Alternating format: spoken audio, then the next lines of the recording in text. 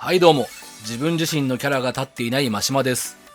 今回は漫画のキャラクターの作り方ということで、僕の作品はよくキャラが好きって言ってくれる読者が多くてですね、ストーリーや絵よりキャラが評価されることが多いです。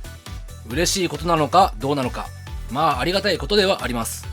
魅力的なキャラ、個性的なキャラ、皆さんも作りたいですよね。なので今回はマシマ流のキャラクターの作り方教えます。キャラの作り方って本当に人それぞれで、みんな様々な方法でキャラを生み出していると思います。なのでキャラを作る方法に正解はありません。自分の好きな方法でキャラを作ればいいんです。ただ個性を出したり魅力的なキャラにするにはやっぱりアイデアと工夫が必要なので、正解はないと言いましたが方法論は存在するのではないかと思っています。今回の動画は全くキャラを作ったことのない初心者からキャラは作れるんだけどあまり個性的にならないとお悩みの方、またプロ漫画家はどんな感じでキャラを生み出しているんだろうという興味がある方、こんな人たちをね対象にした動画となっています。では早速行ってみましょう。キャラを作るのに必要な要素とは何か。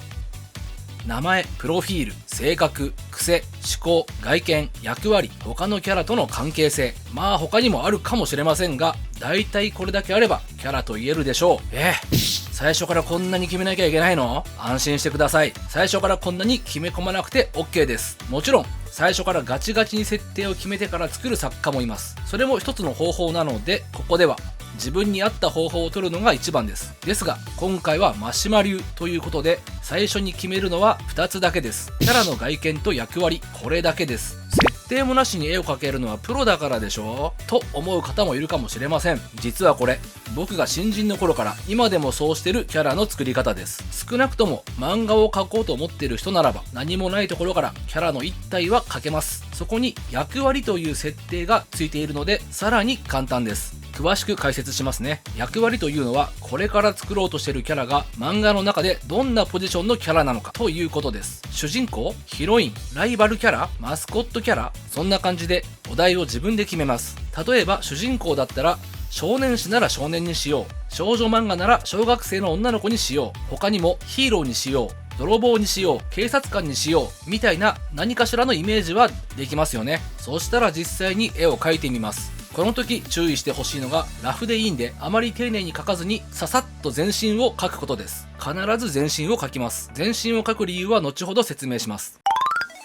なんとなくキャラが出来上がりました。ただこのままじゃ普通の人って感じで主人公っぽくはありません。さてどうしよう。パーツを一つつけてみましょう。何がいいだろう。今回のキャラはファンタジー漫画の主人公という役割なので武器を持たせてみよう。少しはマシになりました。でもまだよくあるキャラデザインに見えてしまいます。そうだな、もう一つパーツを足そう。次は何を取り付けようか。このキャラならではのものがいいな。首から角笛をかけてるキャラにしよう。服にも少し模様を入れよう。こんな感じでパーツを取り付けたり髪型を変えてみたり、いろいろいじってみてね、何度も直しながら作っていくのでラフの方が作業がしやすいのです。ここで漫画のキャラデザとゲームイラストのキャラデザの違いが少しあります。漫画とゲームや単体イラストでは実際に自分がこのキャラを描く総量が全く違います。漫画は毎週あるいは毎月同じキャラを何度も描きます。ゲームのキャラデザ単体イラストは基本的には一度描いて終わりです。場合によっては何度か描くこともありますが漫画ほどではありません。なので漫画の場合描きやすさも考慮してデザインしてください。ゲームのキャラデザや単体イラストのようなきめ細かいデザインの絵、毎週描くのはかなり大変ですよ。デザインが決まったら仕上げです。ここで先ほど全身を描いた理由がわかります。このキャラクターデザインでとても大事な要素、シルエットです。つまりキャラ全体の形ですね。なぜこれが大事かと言いますと、このキャラ実際にシルエットにしてみましょう。思ったより普通のやつっぽいぞ。てか他の作品のキャラと区別つかないぞ。そうなんです。あなたのキャラをシルエットにした時、これはこのキャラのシルエットだと分かるデザインの方が好ましいのです。だってシルエットだけで何のキャラか分かるなんてすごくないですか。もうそれキャラの個性ですよね。試しに僕の作品のキャラをシルエットで見てみましょう。こんな感じで作品を知ってる人ならすぐ誰のシルエットか分かるんじゃないでしょうか。僕の作品だけでなく世の中の優れたキャラはほとんどシルエットで分かるデザインになっています。なのでシルエットはとても大切な要素なんですね。ただしご自身の漫画が現代を舞台にしていて、例えばみんな制服を着ているからシルエットで差別化しづらいという方もいると思います。安心してください。そういう時はポーズ、仕草、小物でキャラを判別できるようにしましょう。あ、ギター持ってるからあのキャラだとかね。先ほどのキャラ、シルエットが際立つように少し調整しましょう。さてどうでしょう。シルエットにしてもこのキャラだってわかるんじゃないでしょうか。このようにデザインをするときはキャラのシルエットを意識するとより個性的なデザインになっていきます。これで一体完成？いいえ、まだまだです。今回は主人公なのでもう少しパターンを増やします。先ほどと同じように主人公という属性でさっきとは別の観点で描いていきます。もちろんシルエットを意識しながらこんな感じで数パターン作り、この中から決定項を決めていきます。何パターンも作るのめんどくさいという方、主人公はあなたの作品の顔です。せめて主人公ぐらいは数パターン作って厳選しましょう。顔だけは決め打ちで服のバリエーションを変えるだけでもいいんです。絶対に数パターン作ってその中からいいものを選んだ方がより良いキャラになると思います。余談ですが、この工程はキャラの役割の重要度によって工数を変えてもいいです。重要度で言ったら主人公、ヒロイン、仲間キャラ、キーマン、ライバルなどは重要ですが、雑魚敵、主人公たちと関わりの薄いキャラ、モブなどはそれほど重要ではないので、バストアップ1パターンでいいやみたいなね、判断も必要です。特に週刊連載だと毎週忙しいので、原稿で直接デザインしてる作家もいるくらいです。さて主人公のデザインが完成しましたら設定を作っていきましょう。名前、プロフィール、性格や癖などですね。自分の描いたキャラからインスピレーションを得て想像してみてください。あるいはすでにストーリーが頭の中にある人はその設定に合わせていってもいいです。なかなか思いつかないという人はね、セリフを喋らせてみましょう。そっちの方が思いつかないって何でもいいんです。吹き出しを作ってセリフを書くだけ、もう漫画のキャラになっているんです。何を言わせるかはあなたのセンスですが、このセリフを考えるという行為自体がキャラを作っている行為なのです。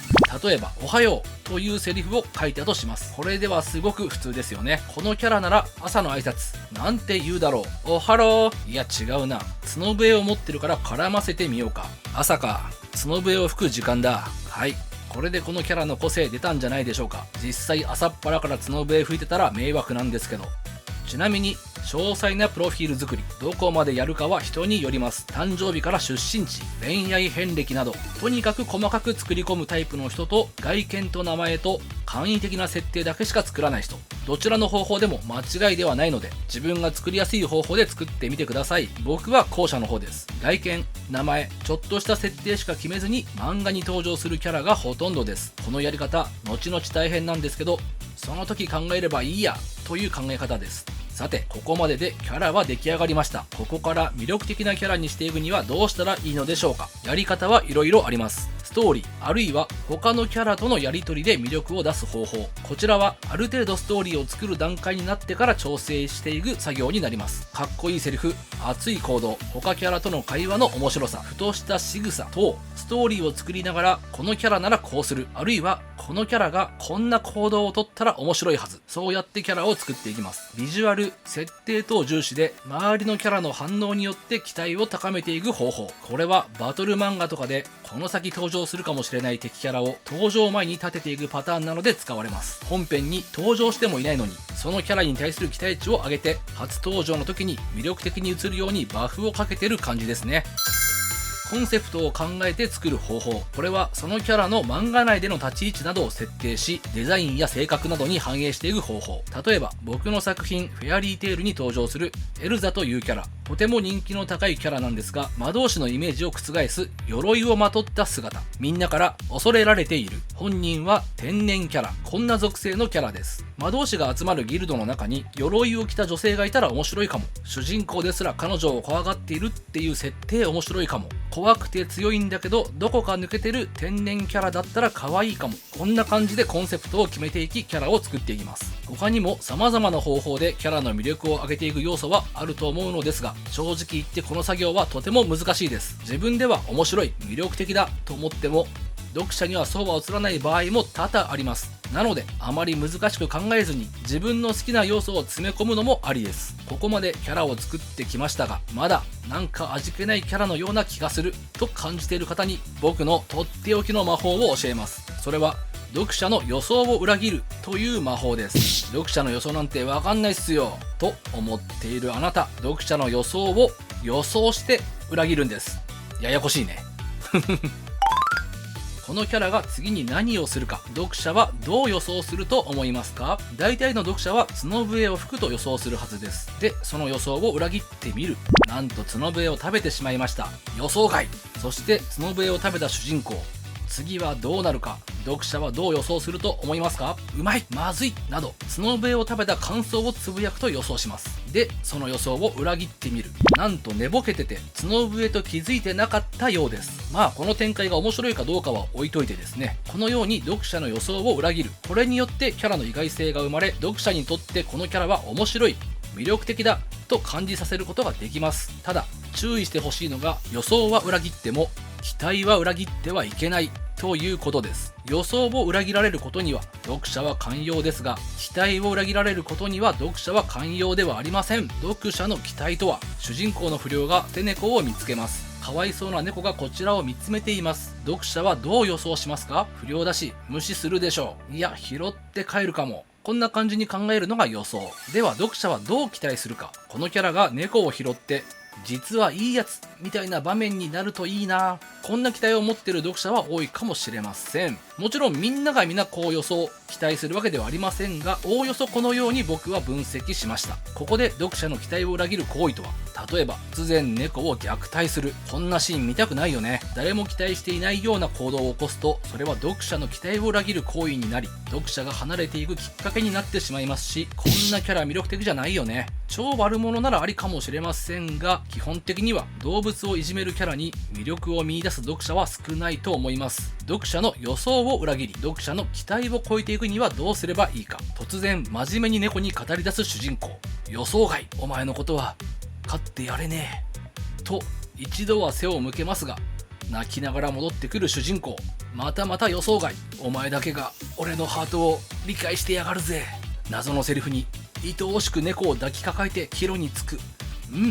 期待以上の可愛い主人公の一面が見れたぞと、こんな感じでね、読者の予想を裏切り期待を超えていく。難しいですが意識してみると、自分のキャラの思いもやらなかった一面が見えてきたりして、キャラの幅がぐっと上がるかもしれません。ここで注意。読者の予想を裏切るこの魔法を乱用し続けると、キャラがブレる可能性があります。キャラがブレるとは、キャラの方向性、一貫性などが定まってない状態です。こうなるとキャラの魅力は半減してしまいます。なので読者の予想を裏切る魔法は、そのキャラの設定に矛盾が生じない程度、あるいは少しぐらい拡張しても大丈夫な範囲で行ってください。連載の場合、予想外じゃない場合の方が好まれる場面も多々出てきます。これはキャラのいつもの一発ギャグやキャラの決め台詞、必ず取るポーズなど、俗に言うお約束というやつですね。これらが読者に浸透している場合は、読者はいつものを期待します。その期待に応えてあげることも大切になってきます。ちなみにこの読者の予想を裏切るという魔法はストーリー展開にも応用できますので、覚えておいて損はありません。ここまでキャラができたら最後の仕上げです。このキャラに弱いところ、弱点をつけましょう。読者というのは完璧なキャラより弱いところがあるキャラ、人間味があるキャラに感情移入しやすいです。もちろん完璧すぎるというのが売りのキャラならば、演出次第で弱点など必要ありません。その場合も完璧すぎるがゆえの融通の利かなさが弱点だったり、悲しい過去があったりする場合がほとんどですけどね。とにかくキャラに弱点を持たせることで人間味が上がり、感情移入しやすいキャラになっていきます。さらにはその弱点がキャラの個性の一つにもなります。最後の仕上げ忘れないでください。というわけで、魅力的なキャラの作り方いかがだったでしょうか。魅力的といってもですね、客観的に見ないとそのキャラの魅力は分かりません。キャラの魅力、個性というのは発表して初めて評価されるものです。魅力的なキャラができたと思っても、発表するまでは自己満足で終わってしまいます。完成したキャラはご自身の漫画に登場させたり、 SNS 等で発表したり、知人に見せるなどして評価を受けましょう。もしいまいちという評価をされても安心してください。何がダメだったかを研究して次につなげれば、いつか必ず評価される時が来ると信じましょう。毎度毎度のことですが、今回も自分のことを棚に上げる作業がはかどりました。それじゃあ皆さん、また次の動画で会いましょう。じゃあねー。